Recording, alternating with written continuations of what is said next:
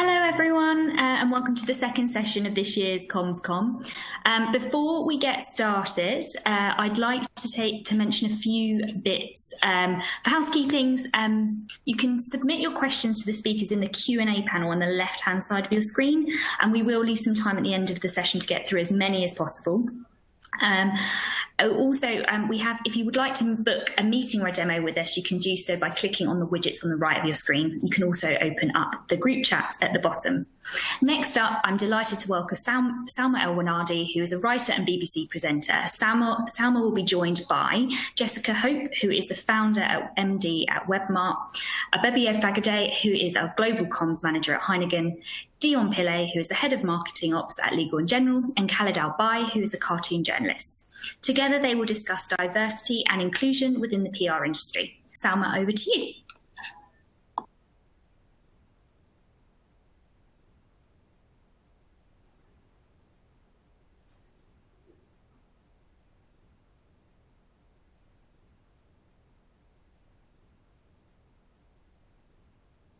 Hi, everyone. Thanks so much, Polly. It's lovely to be here, and it's lovely to have everyone here who's joining us. Welcome to everyone who is on sofas, desks, home spaces, working from home, wherever it is that you're doing that. It's obviously such a weird feeling to kind of all come together but not be together. However, the perk of this is that we can all do it in our slippers. So I do think, there's got to be some silver linings.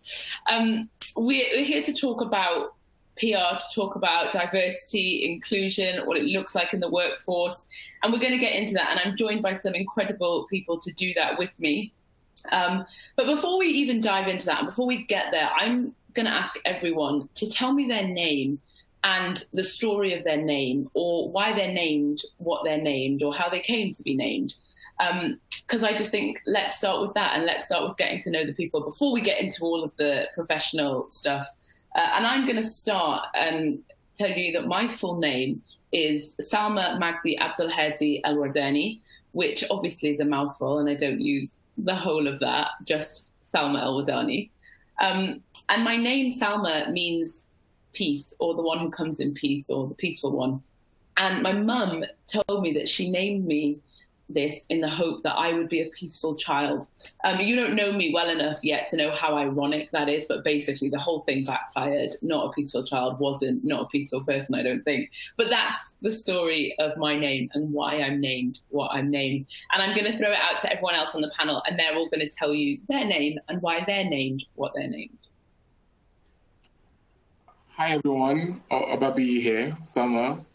Nice to meet everyone, and nice to be here to have this conversation. I think I got the green memo, so Salma, yeah, that's great.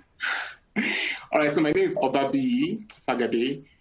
Well, Obabi, it's in Yoruba, in Nigeria, and Obabi literally means the son of a king. So basically, the king gave birth to this person. Well, my lineage sort of comes a bit from the kingship lineage, so that's where I got the name from. So yeah, the name is Obabi, and it simply means this is the son of the king. Usually my friends call me B because yeah, Obabi can seem a bit mouthful as well, so friends just call me B. I'm excited to be here and looking forward to the conversations. Hey everyone, thanks so much Salma as well for hosting this. My name's Jessica Hope, and I run Wimbart. I'm not sure what Jessica actually means, but I know that I was named after my grandmother, whose middle name was Jessie. But I don't think my dad liked Jessie. So yeah, Jessica, Robin, Hope. And Hope, interestingly, I think it's like it comes from, our family's from Guyana, actually, in South America. And Hope is actually quite a prominent name out there. There's like a Hope Street in Barbados, funnily enough. There's a Hope Street. I've got a picture of me in Guyana with it as well. So yeah, that's my name. And interestingly, so the family connection is always really important to me. So Wimbart is actually named after the street that my family grew up in, like 3 generations in South London. So when I was setting up my PR agency, which is like deeply personal to me, that's why I decided to call it Wimbart. Hey everybody, I'm Dion Pillay. I'm the head of marketing operations. I was born in South Africa, and my name is actually of Dutch origin. but it's actually it comes from the Greek god of wine, Dionysus. My parents named me Dion to keep it short and simple, so that we didn't have some complex name sort of later on in life. And that's me.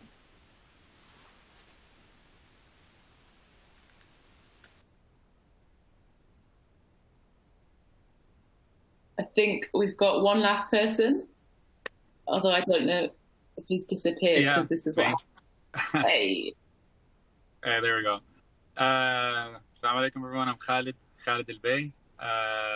Khalid basically means eternal. And Al-Bey is the name. Funny enough, I used the title of my grandfather, which is Sir.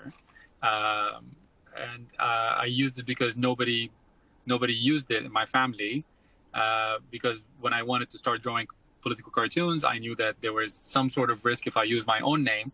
So I started using it as a synonym. And funny enough, it actually became my name later on. Everyone actually knows that name, but doesn't know my real name. So, which totally defeats the purpose. So yeah, that's my story.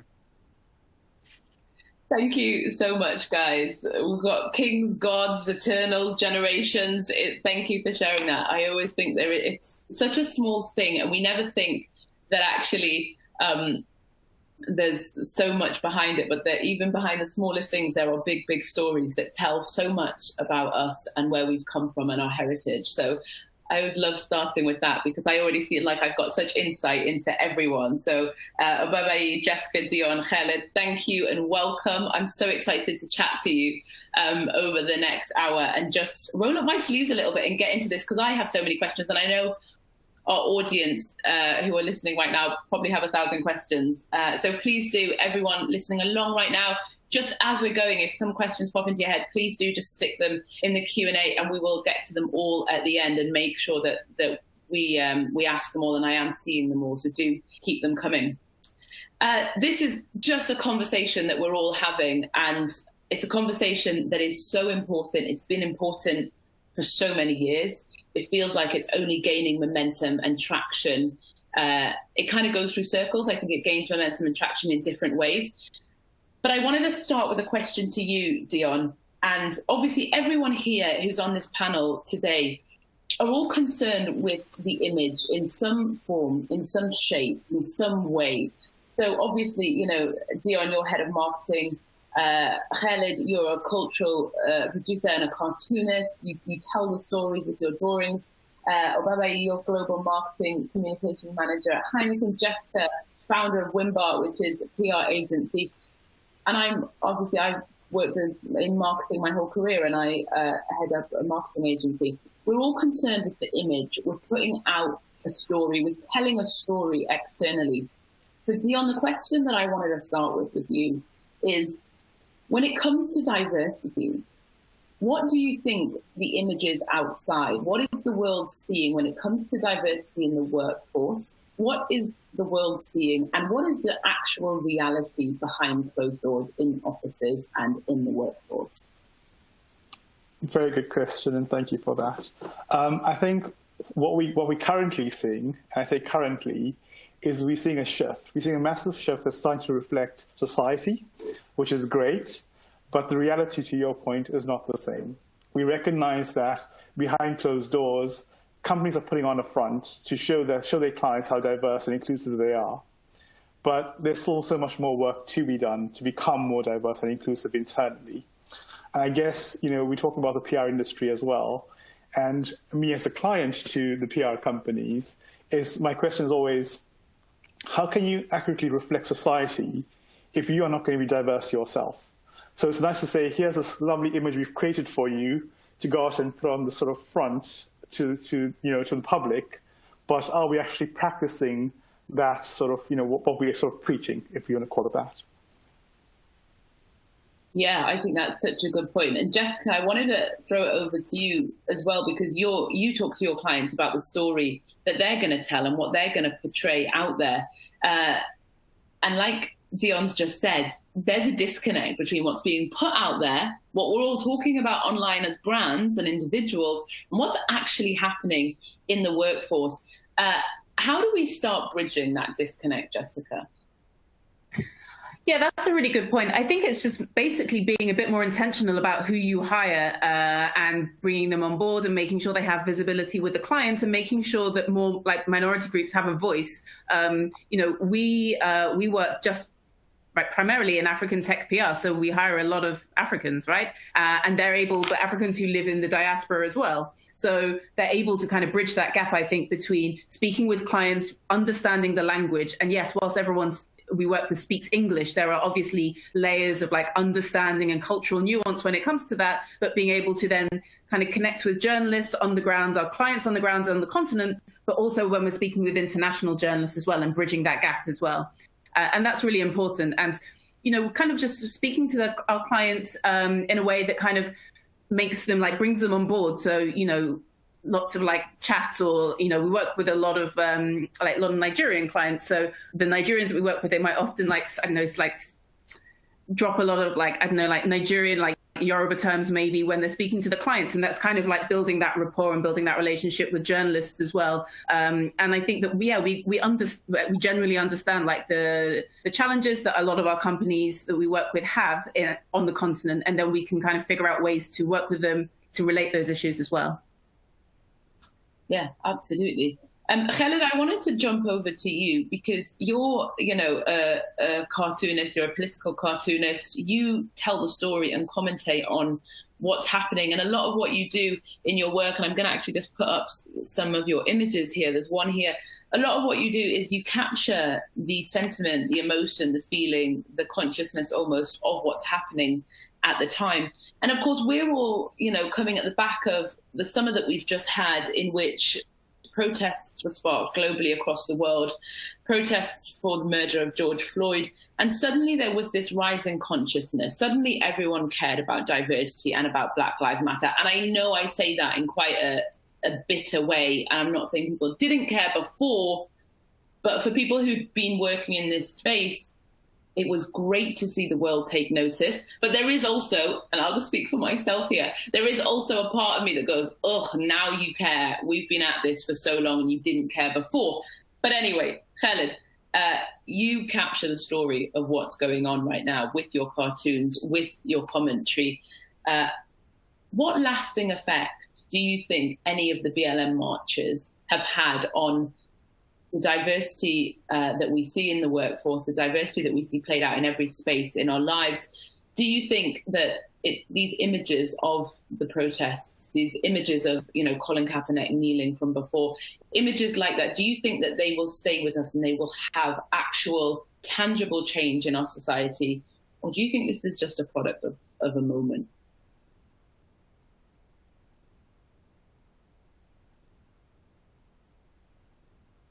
There's a little lag on silence. A minute. There we go. Is it? All right. So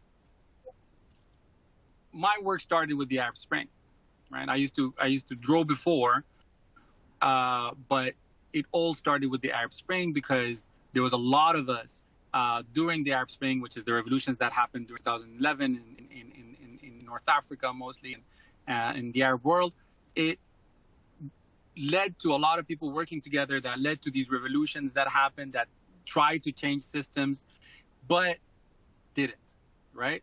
Most of the time, except for Tunisia, which is the only example that we have of these revolutions actually leading to some of, some change. During the time of 2011, Black Lives Matter erupted, a protest erupted for the first time. Occupy Wall Street erupted for the first time. There was a lot of change. There was a lot of hope at that moment, but it didn't last. We were, it was a combination of things, but mostly it didn't last because it just got locked down and controlled from a lot of parts. What happened now, 10 years later on to the Arab Spring, is that you have the second wave of the Arab Spring, but you also have the second wave of Black Lives Matter. You have the second wave of all these financial revolutions that are happening right now. And I think these waves kind of came with a lot of political change as well, right? So we had Trump in power, which is kind of equivalent to our Gaddafi's, basically in the same madness that was happening, the rise of this, right-wing, populists, a lot of things, right? But I think these things are very connected, because what happened is that we saw change now, right? We saw change with people rising up and realizing this is wrong. The same thing that happened with Trump, the same thing that happened with Black Lives Matter. And it led to change for now. How are we going to keep this change? Is definitely by keep reminding people that this is important, and by keep doing it, like working together. This is basically what I came up with after 10 years of basically doing the same thing. That we need to work together. We need to stay focused. We need to find our own tools. We need to find messages, new messages, because we are not going to treat this as just another news bulletin, right? And another fashion, right, in news or in PR or whatever. This needs to be the norm. Like, you have to normalize that this is the change that needs to withstand the whatever happens next, right? So this is what we didn't do with the first wave of the Arab Spring, and hopefully this is what we try to do right now. It's very difficult for us, but because Black Lives Matter movement happened in the U.S., started in the U.S., which is basically where a lot of the media is and a lot of the influence in the world is. It could last on, but it definitely needs the same thing again. You know, it needs this revolution to continue and be televised. Right, the revolution will be televised then. In the end, it turns out it actually has to be. We need it to be. Obabayi, I wanted to come to you because Khaled touched on something interesting there about the different versions of diversity and what different people struggle with. Obviously, you know, the struggles that he started with in the Arab Spring. Obabayi, you're global communications manager at Heineken, and you do a lot of your work to support the brand across markets in the Middle East and Eastern Europe and Africa. And I don't want to fall into the trap, and I think people often do when they have these conversations about talking about diversity and then merely talking about race. And when they say race, they mean white people and black people, and how do we bridge that divide? But diversity is so much more complex and nuanced, and we're going to get into some of those complexities. But across those markets that you work in, Obabayi, I wanted to ask you, what are the biggest challenges that you face when it comes to diversity? What do you struggle with across those markets? Yeah, thanks. I think that's a very important question. What I see a lot, especially in my role now, also working with Heineken and the global office in Amsterdam, is that you see the differences in the different regions. So in my role, I'm speaking with China in the morning, and then in the evening, I'm speaking to Mexico, I'm speaking to the US, and then during the day, I'm speaking to a market in Africa, someone in Ethiopia, or I'm speaking to the Netherlands or the UK. And then in those conversations, you get to understand not just the individual that you're speaking with, but also the culture that comes with them. How I see it is this, that at the end of the day, we have our basic motivations in life. So everyone just has basic motivations in life about, okay, wanting to succeed and wanting to feel like a part of a world, right? And then being in my conversations with everyone in the different markets and in different regions, that comes through a lot. And that's why when you talk about inclusion and diversity, and then inclusion in terms of race or gender or sexual orientation or age, it has to come from that empathy that at the end of the day, everybody just wants to be recognized as a human being and feel recognized as someone that matters. Isn't that a pertinent truth at the end of the day? I'm going to strip this conversation back a little bit, and I'm going to take us back to the beginning. The question that we have posed as this panel is, does PR have a diversity problem? Now, I'm going to be super honest here and say personally, the fact that we even ask that question, even pose that question, is part of the problem. Jessica, over to you, because obviously, you know, you founded a PR agency. How big is the problem? And I'm saying that with the assumption that you two are going to agree that there is a diversity problem. But if you think there isn't, tell me if there isn't. But if there is, how big is it? I think it's really big in that the odd occasions that I have, I guess, kind of mixed with UK PR, kind of agency leads, they're always like really, really, really genuinely surprised that we have an all BME PR agency and there's like 11 or 12 of us, right? It's like completely shocking to a lot of people. So I think there is a problem. And I think that, you know, I've spoken to agency leads before, like really big agencies that represent global brands.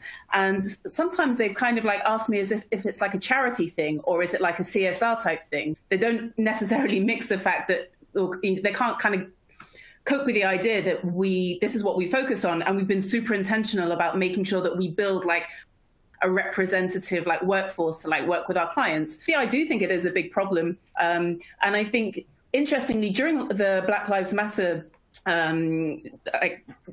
issues last year, we kind of talked a lot about it within our agency in terms of like, how should we respond? Because all of the things that all these big, mostly white agencies were calling for, Wimbart's always been doing anyway. So we're like, well, we're not really calling for anything. We're just doing our job. And all the things that people think it should be happening, we're already doing it.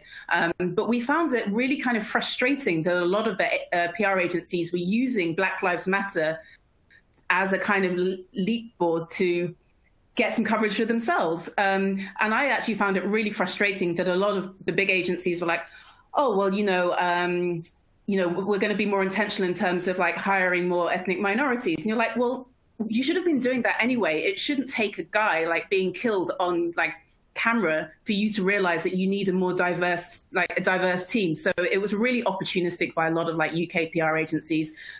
We kind of took it with a pinch of salt in terms of what they were saying. We just carried on doing what we're doing and continue to like raise like standards and like have an amazing, like talented, like diverse team. But yeah, I think that UK PR does have a problem. And it's not just about hiring, although there is an issue with hiring. It's also about retention as well. And I think that there's really an issue. A lot of the the black PRs that I've spoken to who've worked in other agencies, they feel like they're made to feel a bit like a token, like, oh, well, we've hired like one black person now, that's okay. And that isn't okay, because once they're kind of working within the company, there's this kind of like disconnect in terms of like culture, in terms of how they collaborate with people, how people speak to them. And there are a lot of problems within the sector. Dion, I'm going to come over to you next. Is there a problem? Do we have a problem? Yeah. So firstly, I think we need to take a step back. I think Jessica's made some great points there, right? But it's not just the PR industry. Every single industry has similar challenges. What makes it slightly more challenging for PR is that it's actually going backwards. So I think it was 2015, it was 11% of ethnic minorities worked in PR. That changed to 8% in 2019, right? Now, being not directly in PR, what really surprised me, and when we first had this conversation, my understanding of people that worked in PR are white middle-class people who studied geography or history or English. Right? That's the way I see it. And what that tells me is that because that narrative is out there, what are we doing to change that narrative, to show people that they can work in PR?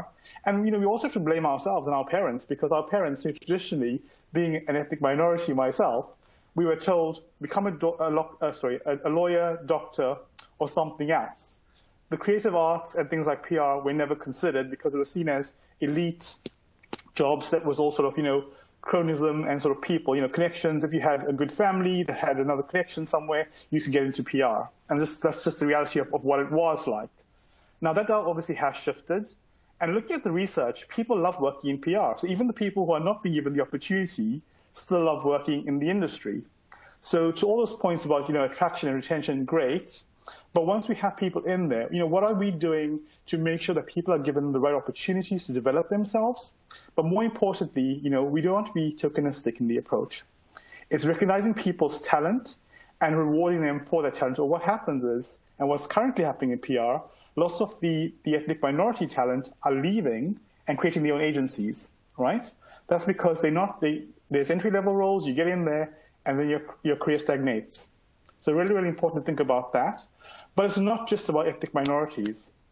The surprising fact is that the PR industry is predominantly female, surprisingly, or not surprisingly, But the challenge is the gender pay gap is still massive. So ask yourself the question, why is there so many females, yet they're earning less than their male counterparts?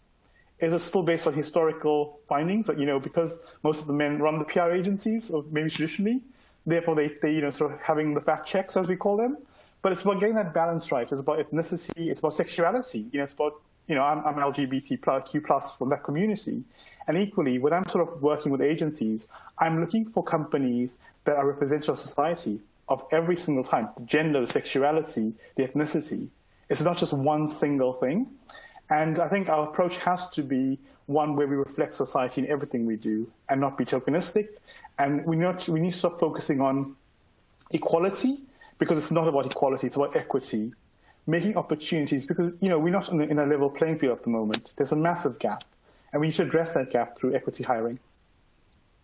Absolutely. You've touched on so many points there that are so pertinent, and I want to dive into a few of them. And I want to have this conversation with everyone on the panel, and I want to talk, just like you said, Dion, when it comes to diversity, we almost have a hierarchy. We talk about gender first, I think, because it's the easiest thing. It's kind of the thing that's been around the longest and people can wrap their head around it the most. We can talk about women being in the workplace. It's not as scary as saying we're going to hire 300 Black people into our organization, because that feels scary for people. And that's just the truth of it, right? And we talk about gender, we talk about sexuality next, I think. I think it's easier to talk about being gay than it is to talk about race, because race is just the thing we cannot talk about. And the thing that we don't talk about abilities or people who are neurodiverse. We don't talk about hiring people who are autistic or who have autism. We do not talk about that. And the thing that we don't talk about the most is working class people. We don't talk about it at all. In PR, we definitely don't talk about it. When I first moved to London, or when I was trying to move to London many moons ago, I wanted to work in PR. And I sent numerous applications over and over and over again. And I had interviews and I never got through. Sometimes I got through to final stage, but never past that. And I grew up in Newcastle. My dad is a market trader who worked on the market stalls his whole life, and I did that with him. And we got our clothes from Oxfam, and it was a happy childhood, but our family doesn't have money, right? I'm super working class. And it was like people saw that. I remember one woman telling me that she wouldn't hire me because she didn't think my nails were too long and it wasn't classy. And I'm like, whose standards are you following here? And everyone who I interviewed with was white, and they were upper class or middle class, and they all went to Oxford or Cambridge or some other university that I didn't go to. And I remember thinking, what is this? We don't talk about class at all. And we need to talk about class. And I want to throw this out to kind of everyone, because I really want to get everyone's take on this. And my question here is, well, it's twofold, because number one, if we hired more people from working class backgrounds, how much do you think that would solve our other diversity problems? And how do we start bringing working class people into our organizations in a real meaningful way? Obabayi, I'm going to start with you, but then everyone else, please feel free to jump in afterwards, because I would love everyone's thoughts on this. Yeah, I think that at the end of the day, the reality is what you just said, that socioeconomic class actually is the basis for some of the diversity, the issues that we have when it comes to discrimination and diversity, also in the workforce. Because what you realize is that, and it comes down to what you just said now about class, that if you're coming from a minority group, right? You're coming from a minority group, and then maybe you cannot afford at that point to go to the Oxford, the Cambridge, and the likes. Already sets you back a bit when it comes to hiring to get into some industries. And that already starts creating the gap, because if a recruiting organization, a recruiting manager is specifically looking for graduates from Ivy League schools, that means that automatically you are not considered. So that's where, so basically it comes down to the issue of class. But also, and I think one thing that we should always think about in this whole conversation is this: no one, and maybe correct me if I'm wrong, no one is saying that anyone wants an entitlement sort of recruitment. So I'm not saying, for example, that because I'm Black, for example, and I think that I should have a lot of Black people in your organization, they should employ me. No, that is not the conversation. The first task that needs to be done is that I, as a Black person, or I, as someone that maybe feels like an ethnic minority, I need to outclass myself in terms of being competent for a particular role that I want to apply to. So that at the end of the day, I'm not a tokenistic hire, because at the end of the day, I don't want to be told that, oh, the only reason why we hired you is because you're Black.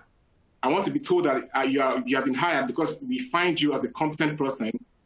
But the organization has done that task of going the extra mile to look for this guy because he's a very competent hand.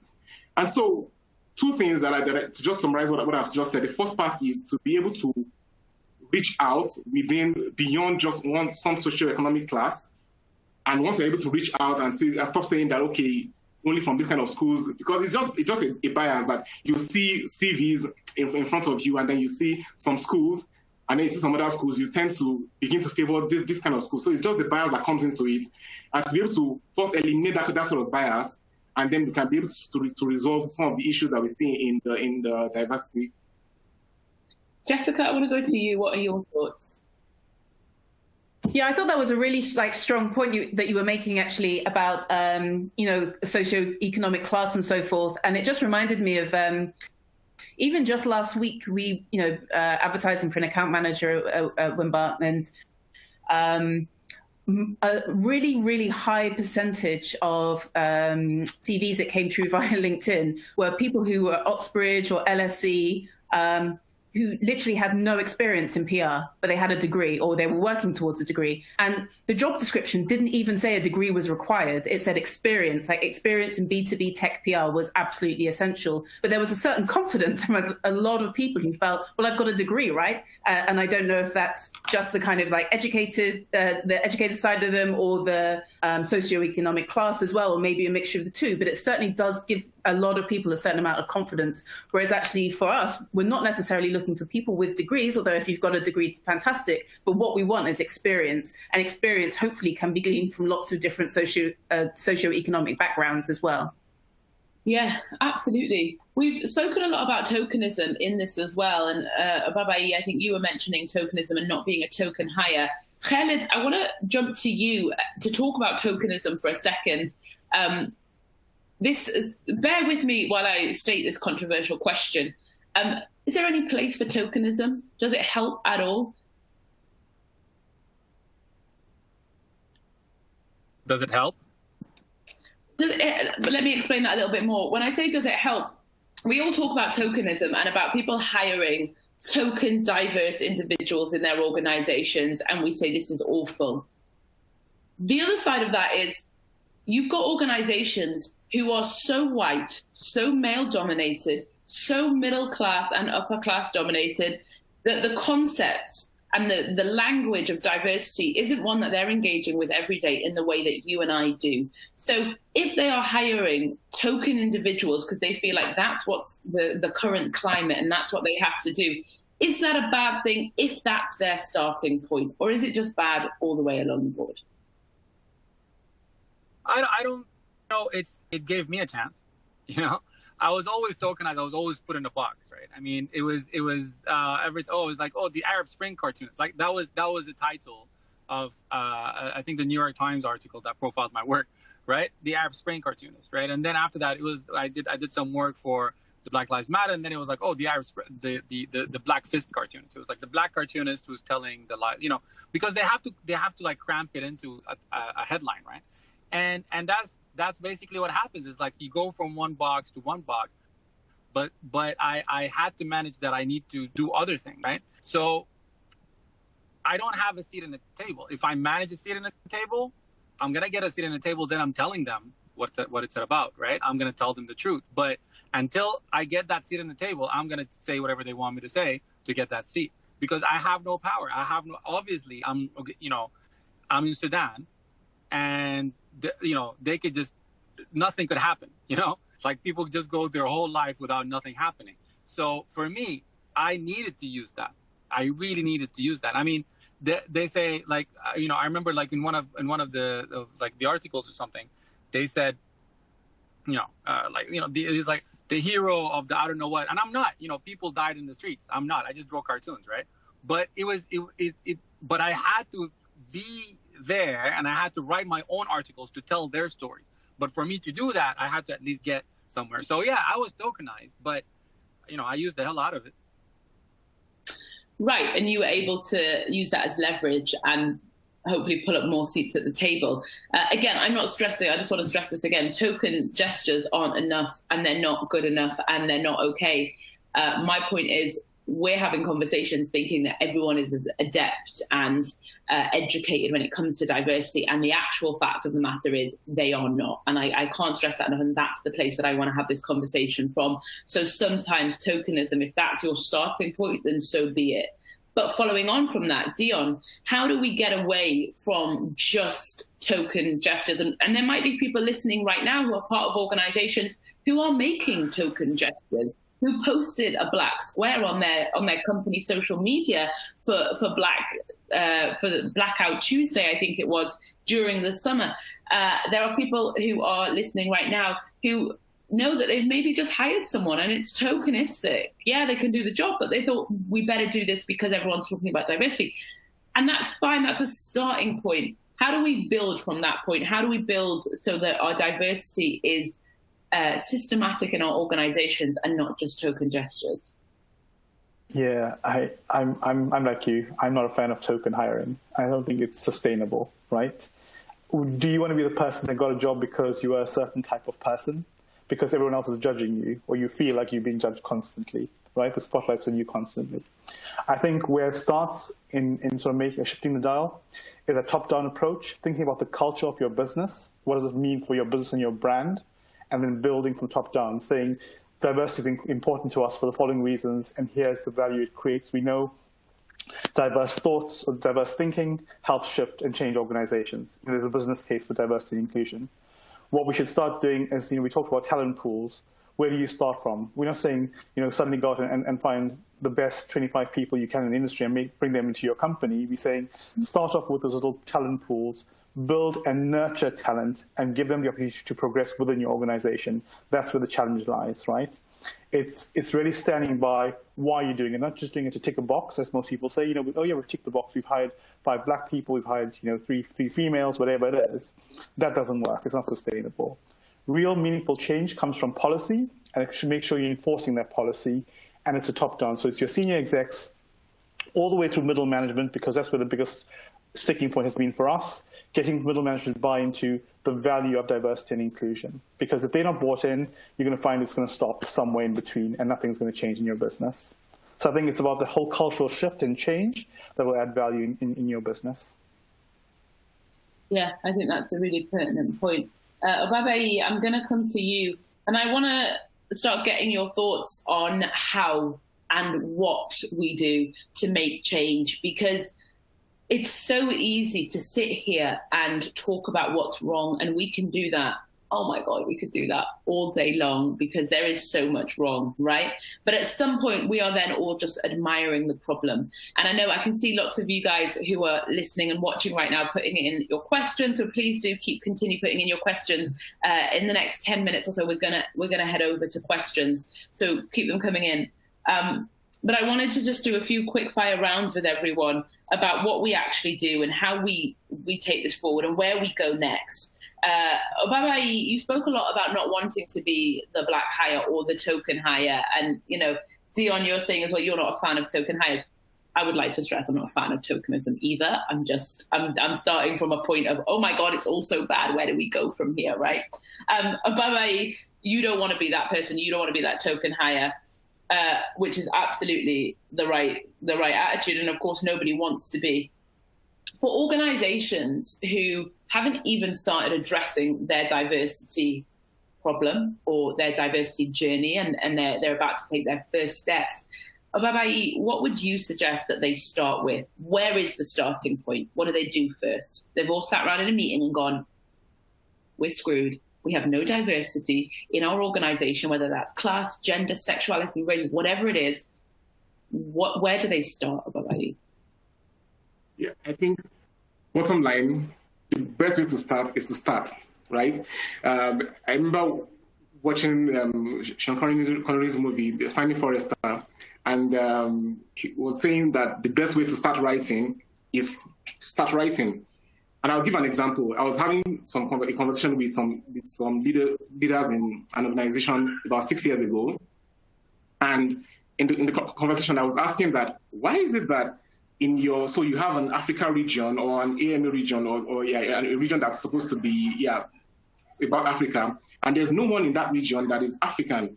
So my question was then to them was, how come? What's the problem? And then they said to me that the problem is that we are short of African talents. So we don't have sufficient talent pool to be able to fill those roles, to actually be in those positions. That was 6 years ago.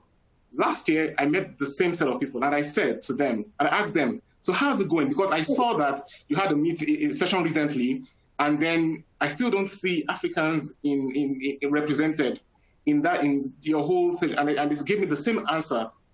So if you are giving me the same response that you gave me 6 years ago, and giving me the same response in 2020, then there is a problem. That means that you're actually not willing to start doing something about it. While I say that I do not appreciate, I'm not a big fan, I'm not a fan of tokenistic hiring, I think that organizations just need to start saying that we want to deliberately go out and look for competent ethnic minorities into our organization because they offer a different point of view, a different kind of idea, and we need this sort of different points of view to grow. We need this kind of diversity to improve, to learn about more people, to learn about more cultures. Actually, it will improve us as an organization. So I would say that without trying to put an arm around organizations and saying, oh, sorry, you've not started for a very long time, this is now how to go. The only way is to just start. Yeah, that's really true. We've got to make a start somewhere. Jessica, when people say to you, similar to what Obabayi just mentioned, when people say, look, we've tried hiring these people, but there's just not the talent there. I need a senior PR, account manager, whatever it might be. And we wanted to hire someone who's diverse, but they're just not there. What's your response? I think they're just not looking hard enough. And maybe their HR team doesn't have those networks. Maybe their recruiters that they're using don't have those networks. I've never paid a recruiter in my whole 5.5, 6 years of running Wimbart, and I have a fully BME team. I've only ever spent money on LinkedIn. I've worked within my networks, right? So it is possible. And then I see other people, other BME, amazing PR talent, and they are really, really senior. And I think, oh, I can't afford them yet. I aspire to have them on my team. So the talent is there. It really, really is. I just think that people aren't looking hard enough. And because maybe, again, it goes back to the socioeconomic status, maybe it's their networks, maybe it's that kind of white middle class network that is kind of operating at the top of the PR sector as well. So people aren't able to look outside of that bubble. But I think the talent really is there. And again, it goes back to finding that talent, but also retaining as well. And your company culture, I think Dion mentioned it as well. Having your company culture there where people feel comfortable to actually stay in a PR environment. And if someone is that senior and if they're really fantastic, they have choices to go elsewhere. So if they feel that the culture is not really fit for them and they might even try and change that culture and it's not working for them, they'll just move on and maybe start their own PR agency as well. So the talent's there. I think that the main thing is that a lot of the PR sector is having a chat and they're discussing it and everyone's having a chat and they're trying to find a diversity and inclusion officer. But sooner or later, you actually just have to do it. Exactly what Obabayi was saying. You just have to do it rather than just having a chat about it. You can't just keep blue sky thinking all the time. Can't just wax lyrical about it, eh? Dion, there is an argument that senior KPIs and bonus packages should be tied to diversity and inclusion hiring targets. And inclusive workforce targets. Would you do that? Would you tie your senior management, would you tie their bonus structure to their diversity performance? I think there's pros and cons to that, right? The first thing is we need to make sure that we're not forcing people to hire more inclusively in the sense that we're ticking boxes, because you want to make sure you're hiring the right person for the role as well. That's really, really important and something we must never forget. But what you want to tie it to is more around tangible delivery of D&I strategy and how they sort of implement a plan to make sure that they're actively engaging in D&I activity and driving that change throughout the organization. I think not only focus on hiring, but the whole sort of cycle of diversity and inclusion. That's the retention piece as well, the sort of mentoring, the sponsorship. That's all the really important things for your existing employees is equally as important as getting numbers through the door. And I think it's more on the strategy part. I think definitely it aligns to salary and the KPIs you talk about, but it's more about putting that as the objectives instead of saying you've got to hire 25 Black people or 13 Indian people or more females. I think that's not the right metric to use. It's more about how they engage in the strategy of changing their D&I and their culture. Absolutely. Dion, I just wanted to pick up on something that you said there. You said, because obviously we have to make sure that we are picking the right people for the job. I just want to put it out there that the diversity that we want to bring into organizations, they're not always at the level that we need them to be, because the truth is they've just had less resource, time, and opportunity plowed into their careers than a white man who went to Oxford has had, right? Yeah. Isn't there an argument to say that actually we need to hire people who aren't quite at that level of experience, and we will back them and fund them and put mentorship behind them from people in the organization who are more senior, and we know that you can't do that job fully right now, and we'll take the hit and we'll hire you for the potential that you display. Is that what we should be doing? I agree. That's, because if you look down sort of the questions, they talk about, someone sort of mentioned about there's no talent in the industry. It's difficult to find this talent. I would suggest that you're looking in the wrong talent pools. And to your point, which is really, really important, it's about taking that chance. It's about apprenticeships are so important. It's giving younger kids opportunity. Equally, other people have not been given the opportunity before to come into an industry and explore it. And I think it's about the sponsorship. The sponsorship, the mentorship is so important. Let's look at gender, for example, right? We know what happened 5 years, 6 years ago, maybe 8 years ago. Companies had a knee-jerk reaction. Let's put senior females into these really exec roles without the sponsorship, without the support of mentorship to make them fail, to prove a point that they weren't good enough to do these jobs. And what you don't want to happen again is the same thing. We start to see ethnic minorities being pushed into these roles without the support of structure. Equally, people from different socioeconomic backgrounds, the same thing with gender and sexuality, etc. It's about creating an environment where people can thrive and truly become their own and help support your business in developing and sort of, winning clients and sort of really making a difference in society as well. Khaled, what's your argument when people say they don't believe in positive discrimination?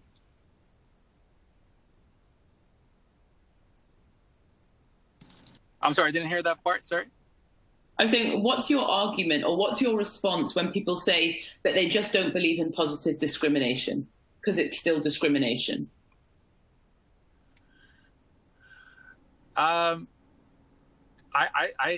really, sometimes getting into arguments and conversations is just, for me, it's very, it is for me, I see it as still discrimination.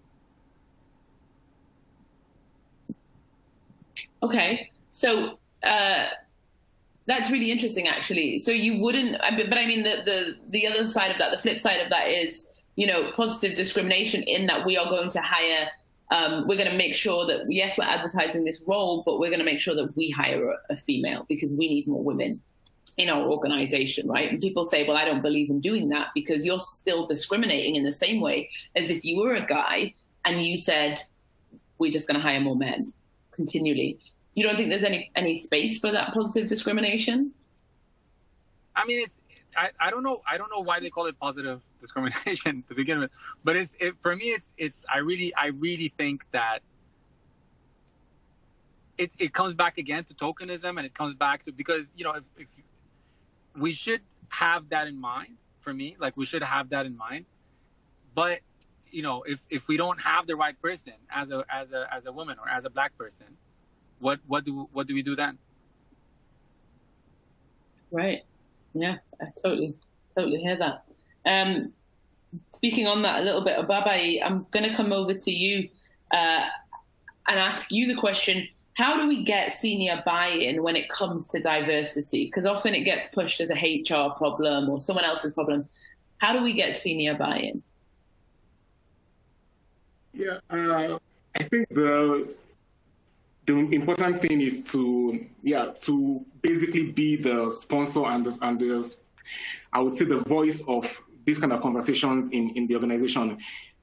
Like you rightly said, it's actually a difficult conversation to have, because when you start having these conversations, then people get to be on the defensive. So people start getting defensive that, oh, but we do this, oh, but we do this, oh, but we're trying, or people can give you all sorts of excuses on why they have not yet started or why things are not the way they should be. So to actually be able to get the senior management buy-in, the first step that we need to take is to be that voice that always raises this question. And it is not raising the question from an entitlement point of view. I need to emphasize that. So it's not because I feel like I'm entitled and I would love to be in this position, or I would love a black person or an Indian person or a lady or a female to be in a role. It is because I'm going to say to you that you have people that are competent, that may think differently from you, act differently from you, but they are very competent and they can really do the job. And being able to just get that sort of unconscious bias of senior management, but be that voice. So the first step is being that voice in the room that always raises the question, starts off the conversation. They are important, they are difficult conversations to have, quite all right, but we need to have those conversations. Just one other note that I wanted to state, because when Khalid was talking about positive discrimination, is that already there's positive discrimination towards middle-class hires, honestly. And that's the truth. And the reality is those biases are there. So we don't call it positive discrimination. Maybe we call it another name now. We call it maybe unconscious bias, or we call it something. But it's there already. It's a positive discrimination to hiring white middle class, for example. So if there is then a positive discrimination to say that we want to go after hiring women, for example, and we want to make it a target for us because we believe that they can add better value to us, then I'm fully in support of that. And I would advise and say that we also need to put a structure in place for them that if the women are going to become mothers or they are mothers already, there's a structure in place that does not discriminate against them, that versus, and maybe they're not geographically mobile because of marriage or those kind of things, but have a culture that ensures that they are inclusive. So there's no point just hiring someone and saying, oh, we are positively discriminating towards an ethnic minority or towards a particular gender, without creating a culture that helps them to thrive. Yeah, absolutely. You mentioned there difficult conversations, and I think that everyone's brought it up at some point, this difficult conversation and how we have those difficult conversations. Dion, how do we start having conversations in our workforce, in our offices, with our employees, in the staff room, in whatever? How do we start having these conversations without making anyone feel like they're racist or homophobic or whatever? Because it's a difficult line. How do we start those conversations? Excellent question, and one that I can definitely answer. I think, to all the points you've raised, people are scared to get things wrong. And the first step is giving people permission to get things wrong on the provision that they learn from when they get things wrong, they apologize, they acknowledge, and they learn from it. And what we've done internally, which has worked really well, is we have a culture piece. So we have different networks. It's D&I is part of our culture at Legal in General, and we have the different networks. But what we do is work intersectionally to make sure that we're talking about the different challenges and the nuances that exist between, gender, sexuality, ethnicity, etc., but also the common points, right? We all are human ultimately, or we hope everyone's human. And what we want to do is make sure that, we learn from each other. And we talk about culture because culture is so important, right? You need to learn the nuances and the nuanced cultures, because even being, having black colleagues, they come from different countries. The cultures are so different. So when you have rich understanding of people's cultures, you can start to appreciate the person more and to learn a bit more about them. And things like gender become easier to discuss. Sexuality becomes easier to discuss. And when you create the right environment for people people are more forthcoming. And the importance of really, storytelling, I think, is really, really important. Listening and hearing from your internal people, hear their stories and their challenges, because that will really help educate people as well. Thank you. I think that's a really pertinent point, and it is a difficult conversation to have. And you're right, there is a formula: apologize, recognize, correct. Right? Or recognize, apologize, correct, whichever way you want to go about it. But there is absolutely a formula that needs to be followed. Jessica, I wanted to just jump over to you to ask you this question: what has been the best diversity initiative you've ever seen or been part of or witnessed?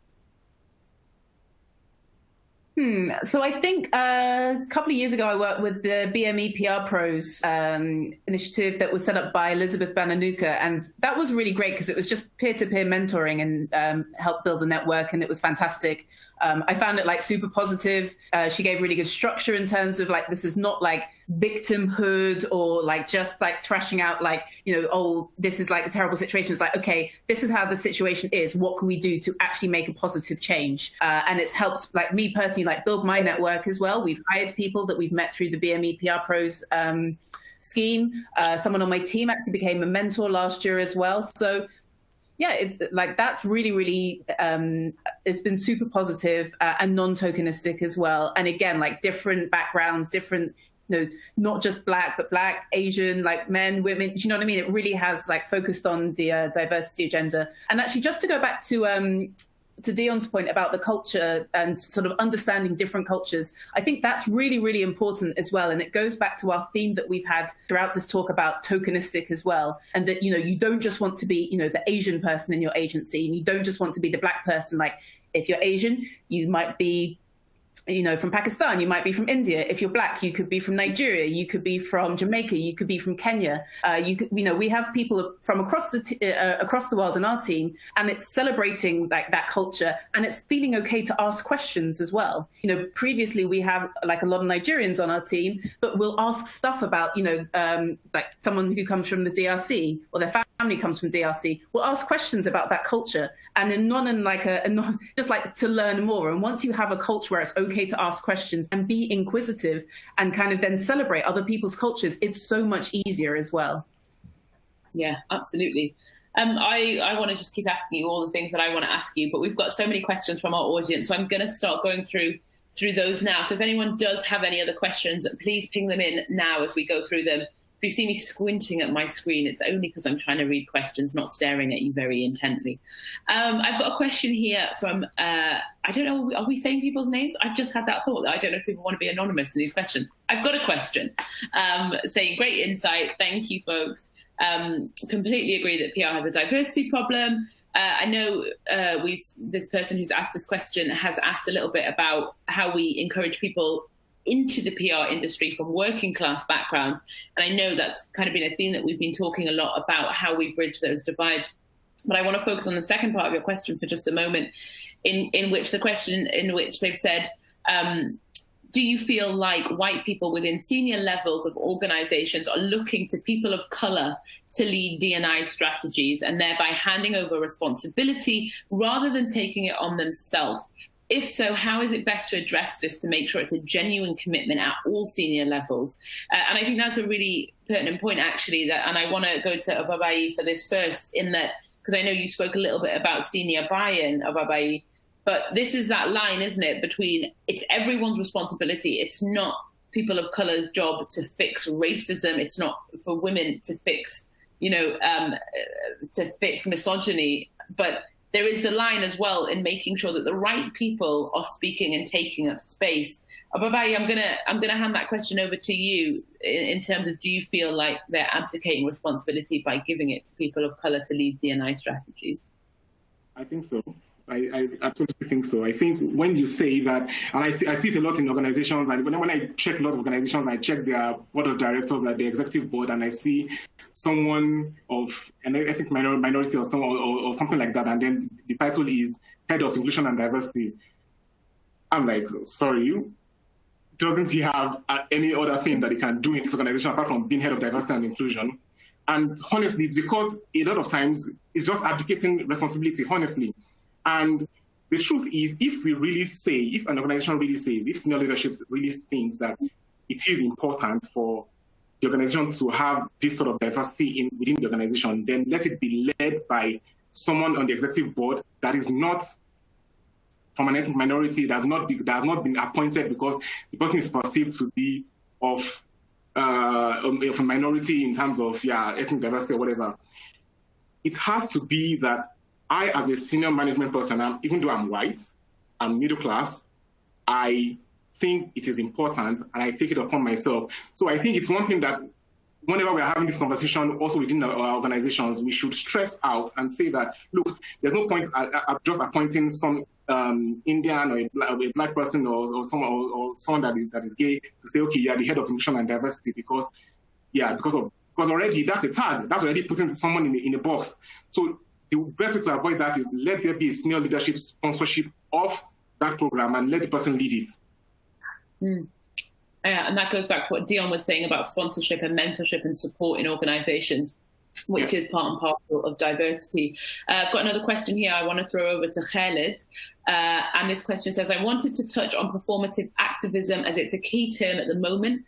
Do you think the creation of it has scared brands / PR companies / businesses from playing their part in tackling diversity for fear that they'll receive backlash for their efforts being seen as performative, despite the term being born from a positive awareness and conscious effort to tackle issues?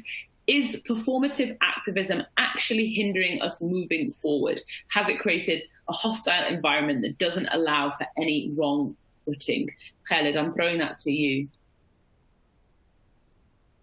You know, it's a step forward.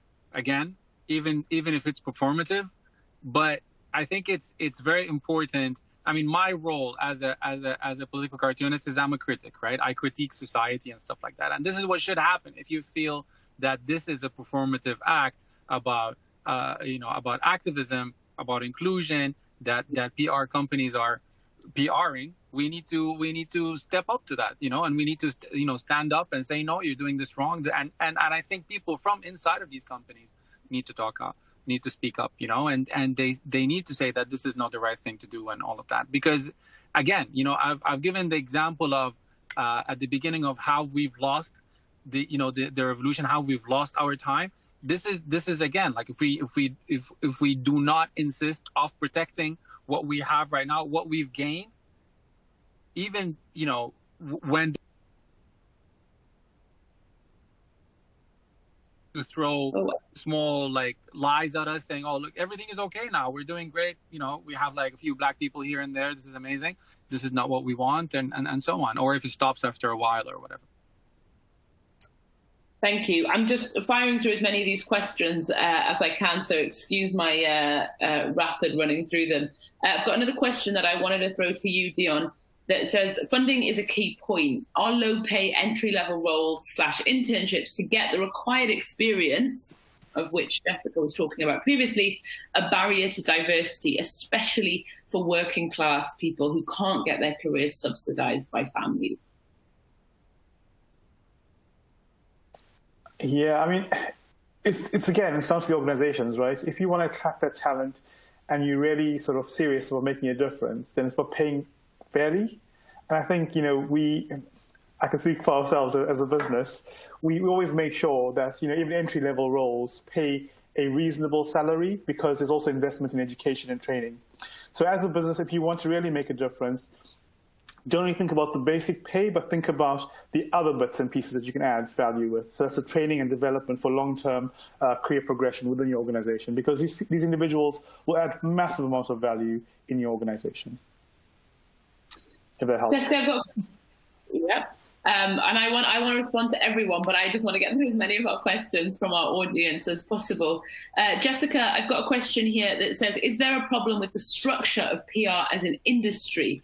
Too many agencies or SMEs operating as fiefdoms of the owner, and too many businesses only hire one communications person, meaning that they can't offer training and mentorship to promising talent? That's a really good question. I think the agencies are a great way in order, the fiefdom thing, okay, that's a tricky one. And then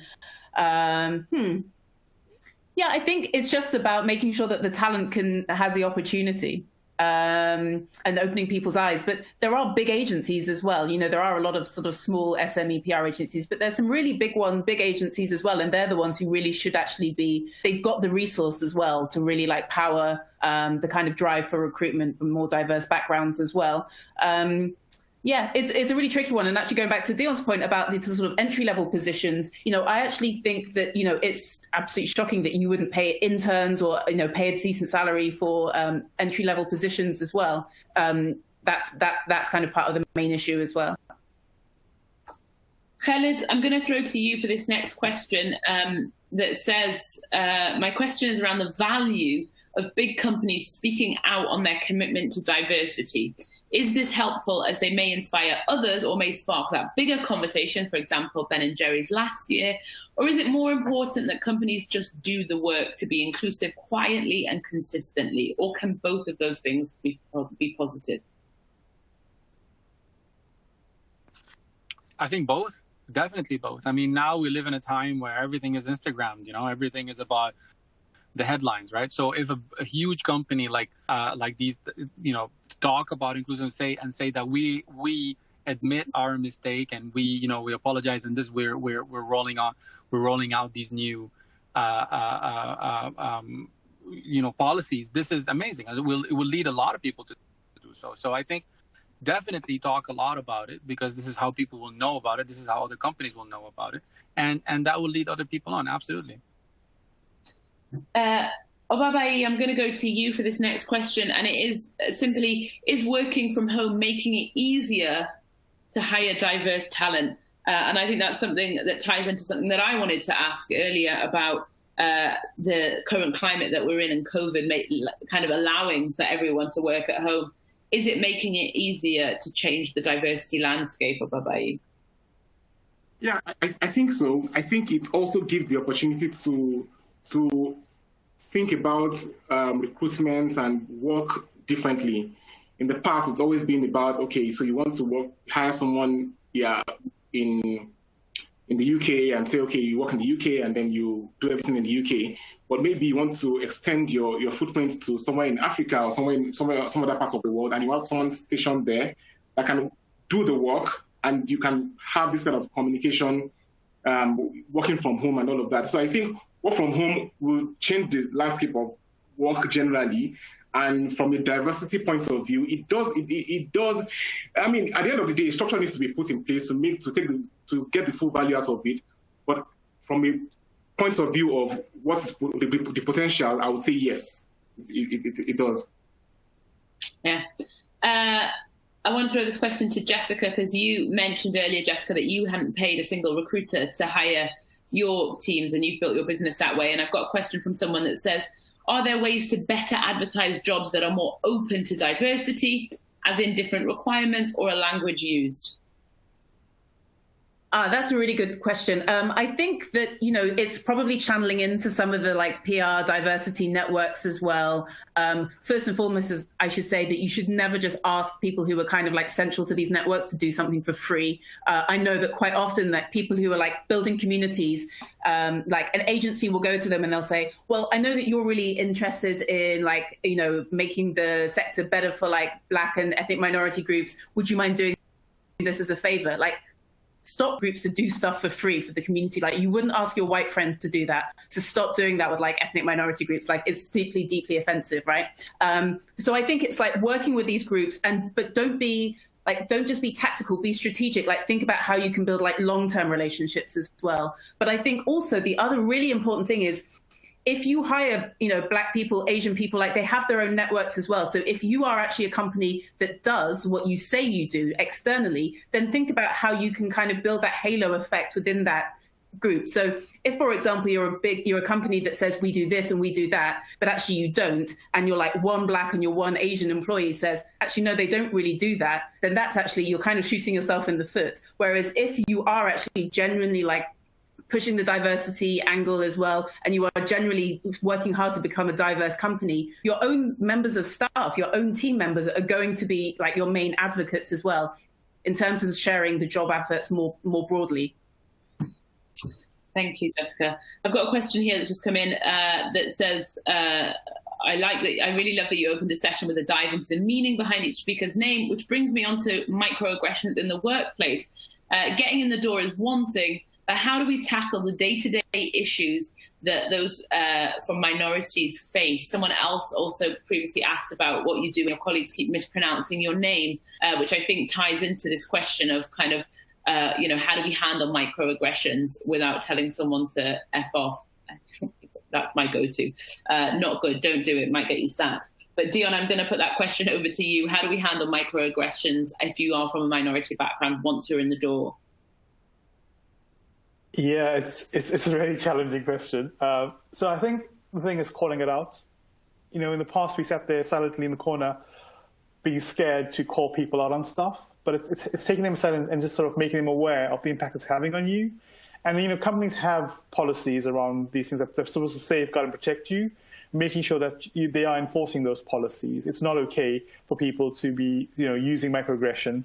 The same like banter in our industry was a massive thing, right? Oh, it's just banter, and it gets dismissed all the time. But if it's impacting people, you need to call it out and address it. Absolutely. I don't know if anyone follows Kelechi Okafor, and she does something called Sally from HR, where she basically does microaggressions, and it's just the most hilarious thing. And also I find something useful to send to people who are performing those microaggressions as some kind of education. If you don't know what I'm talking about, just search Sally from HR and thank me later. Okay, I want to move on to some more questions. We've got loads coming in, and to everyone, thank you so much for submitting all these incredible questions. I am trying to get through as many of them as I possibly can. Jessica, I've got this question here that says, do you find journalists that have started asking for more diverse spokespeople recently? How do you support those inquiries when your spokesperson list is not the most diverse? Oh, that's a great question. It's actually not something that I've had to deal with because almost all of my clients and the spokespeople are Black. We do also, but we do work with some some quite diverse companies as well. But I think journalists are becoming a little bit more awakened to the idea that it is good to have more diverse spokespersons. And this feels like a discussion for another day, but don't forget that the media is still like part of the main issue when it comes to like PR and diversity and communications as well. And that's like a whole nother discussion. But we know that the media is mostly made up of white, Oxbridge, middle class kind of demographic as well. But I think that I think it's good when the media should be asking for more diverse spokespersons. That's great. It means that at least they understand the situation. And if you don't have any diverse spokespersons, maybe that's when you start saying to your senior people, your HR team, look, this is actually becoming a problem now. The media is actually seeing that we are generally not a very diverse company. What are we going to do about it? And hopefully that that's kind of like that could kind of help catalyze some people into action. Absolutely. Obabayi, I wanted to go to you for this question that says, do you think blind application forms, i.e. without names, gender, race, are a good idea? It strikes me that it could be at odds with the debate that we've had around positive discrimination and backing and investing in a hire who is from a diverse background, which is a really interesting point. So I'm going to throw that to you, Obabayi. Is there still a place for blind application forms? Well, yes. The thing is that, yes, there is. The other side of it is that it still doesn't remove the bias that you may have. So it's one thing to say blind application. So the blind application, then you start going into the hiring process. At some point, you want to have some sort of like an interview with whoever the candidate is. And that's where you need to check where your biases are. And for example, I think referrals are a great way for people to be employed these days. And while they are great, the problem that you can have with referrals is that it might be that you are just rolling through around the same kind of circles of people. So blind applications, yes, it has a great role, but what needs to be tackled itself is us being able to understand what exactly our biases are, being aware of what our potential biases may be, and being ready to approach them, to just say that, okay, yes, I may have this bias, so let me be open enough to acknowledge it and then work on it. Otherwise, the blind application would not even solve the problem. Yeah, absolutely. Khaled, I'm throwing this question to you because I know you spoke about, look, if you are a token hire and you're there, it gets you a seat at the table. And I've got a question here that says, how does a company who's not very diverse, how do they not make a new recruit feel like a token? Wow. It's hard. I mean, like sometimes if like, you know, in places like this, in spaces like this where it's not very diverse, it's hard. It's really hard. I mean, I live in Denmark, and I'm part of an artist residency program, and all I feel all the time is that people feel like they're doing me a favor the whole time. Like they feel like, you know, they tap themselves on the shoulder, you know, like, oh, we're so good, you know, we saved another one, or, you know, and that's it's not a good feeling. It's not a good feeling at all. And I would have to explain to them the politics behind me getting here and all of that. And so it's definitely not a good situation to be in. And it really needs the organization to make sure that its employees understand why this is important, you know, why this is happening, and how, and not only because we're good, we need to do that. No, because we were wrong before. And I think that's the main point. This was not right before, we're making it right. Right. So it's not that we're good, that's why we're doing this. We were wrong, we're fixing this. Right. Because it's very hurtful. Like, and I went through a lot of personal experience trying to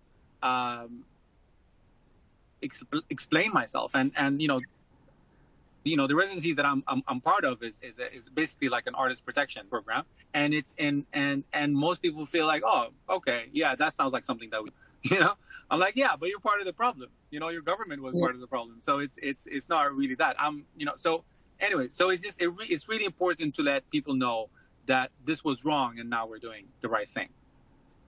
And yeah, why. You don't get any medals for being a good person and doing the right thing. Thank you to everyone. I can't get through any more questions because we just don't have time. But I just wanted to ask all of you one more question and get your thoughts on this before we wrap this up.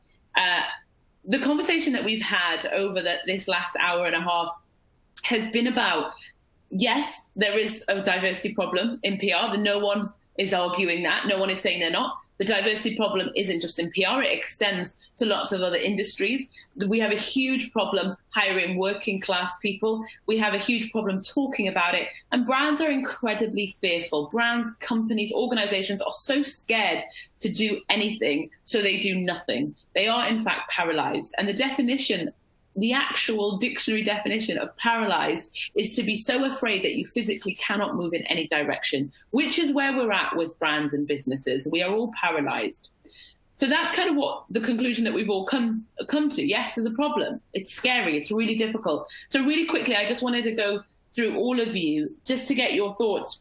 That if you were to pick one thing that you would tell your CEO, your C-suite, or someone who's come to you who's in the C-suite, a business exec, whatever, if you could say, look, do this one thing tomorrow, go to your offices tomorrow and do this one thing, or say this one thing, or implement this one thing, so that you can start moving yourself down that journey to a more diverse workforce. And it is a journey. We're all at different points of it, and we will continue down it in different stages. But what is the one thing that you say tomorrow, go to your office, go to your organization and do this one thing? Obabayi, I'm going to start with you. The first thing I would say would be, let's proactively improve our footprint in diversity and inclusion generally. And yeah, like I said, so it's not just diversity and hiring diverse people, but also having that inclusive culture. Let's start working on it, and let's set targets for ourselves. Set targets, yeah. Absolutely. Dion, I'm going to jump to you next. What's your one thing? Yeah, I think the one thing for me would be we've talked about all of these challenges. What's the meaningful action that we're going to be taking? Jessica? I was both of what Dion and Obabi said as well. I think fantastic. But do you know what? One really basic thing: sort your website out for a lot of companies, because I think a lot of minority groups will look on a company's website and think, "Yeah, I'm just not going to fit in there," because it's just like full of like lots of like class white people with like really standard names, and they just think they don't see themselves there at all. So I think that just start with optics. Yeah, that's a really good point. And Khaled, lastly to you.